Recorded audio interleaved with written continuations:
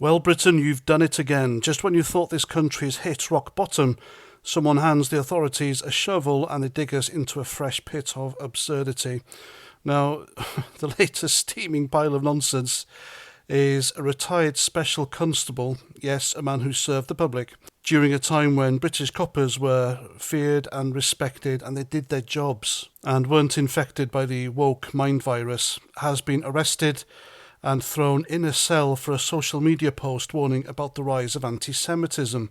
Handcuffed, house ransacked, books rifled through for a tweet or an X. What's a post on X called these days? Let that sink in. Now, when the officers showed up at this guy's address, they had special interest in his bookshelves. One called for backup from a colleague to help her in inspecting several titles. Very Brexity things, she can be heard saying on the body-worn camera footage.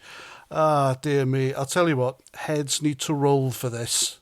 So this bloke, who probably spent years breaking up pub fights and chasing shoplifters, dare to say what everyone with two brain cells can see. Anti-Semitism's creeping back into Britain like a bad smell. And what's his reward?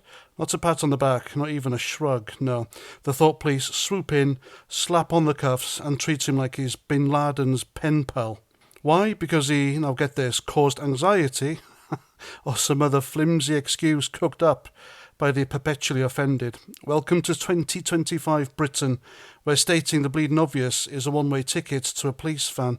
Now let me be clear, anti-Semitism isn't a fairy tale, it's real. Synagogues are getting extra security, Jewish kids are being harassed, and hate crimes are ticking up.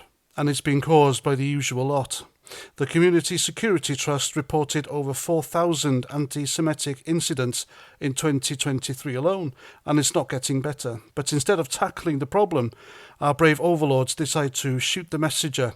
A retired copper raises the alarm, and they don't investigate the issue. He's the one they lock up. It's like arresting the fire alarm for ringing during a blaze. And don't give me that hate speech rubbish either. This wasn't a call for violence or a racist rant. It was a warning, a plea to wake up before things get worse. But in Britain's twisted new reality, truth is the enemy. Say something that ruffles the wrong feathers, and you're not just cancelled, you're cuffed. Meanwhile, the real hate mongers, the ones shouting vile slurs or worse, seem to skate by as long as they're waving the right flag. Funny how that works, isn't it? And get this, they didn't just arrest him. They rummaged through his house, flipping through his Brexity books like they're hunting for a manifesto. What's next? Burning the Union flag, tea towels? This is what happens when you let the thought police run the show. Free speech? Dead and buried. Common sense? Locked up with it. And who's behind this? Not just the plods on the ground, but the suits upstairs, the ones obsessed with policing words instead of crimes. You know, the ones who'd rather tweet about diversity than stop actual thugs. And here's the truth they don't want you to hear. This isn't about protecting anyone, it's about control. Silence the dissenters, scare the rest, and keep the herd in line. If a retired copper can speak out about a real threat without being threatened like a terrorist, what chance do you have? Post the wrong meme and you're next. Say the wrong thing about the wrong group and you'll be sharing a cell with a bloke who warned you. So what do? Demand better. Rip up thought crime laws. Let people speak without fear of a midnight raid. And for God's sake, focus on real problems, like the actual hatred festering out there, not the people pointing at it. But we won't, will we? Because Britain's too busy polishing its halo while the mob sharpens its pitchforks.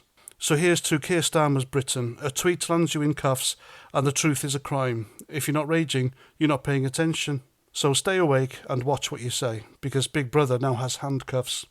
And there we go. Let me know what you think in the comments. I'm Paz49. Thanks for watching, and I'll catch you at the next one. Roger Trout.